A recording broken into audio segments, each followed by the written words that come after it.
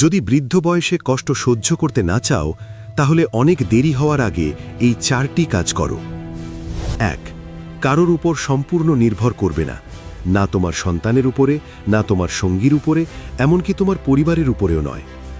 নির্ভরশীলতা প্রায়শই মানুষকে সেই সব বিষয় সহ্য করতে বাধ্য করে যা ধীরে ধীরে তোমার মর্যাদা কেড়ে নেয়। নিজের স্থিতিশীলতা তৈরি করো, আয় করো, অর্থ জমাও, সক্রিয় থাকো, এটাই তোমার সুরক্ষা। 2. সবকিছু একেবারে ছেড়ে দিও না। তোমার সব সময় নয়, তোমার সব শক্তি নয়, তোমার স্বাস্থ্য নয়। অন্যদের সাহায্য করো, ঠিক আছে, কিন্তু সাহায্য করতে গিয়ে নিজেকে মুছে ফেলো না। মানুষ বদলে যায়, পথ আলাদা হয়। যদি তুমি এখন নিজেকে খালি করো তাহলে পরে কেউ তোমাকে পূরণ করবে না। 3. অপ্রয়োজনীয় ওজন ত্যাগ করো। অপরাধবোধ, বিরক্তি এবং পুরনো ক্ষত থেকে নিজেকে মুক্ত করো। অনেক মানুষ বৃদ্ধ হয়ে ভালো বোধ করে, বয়সের কারণে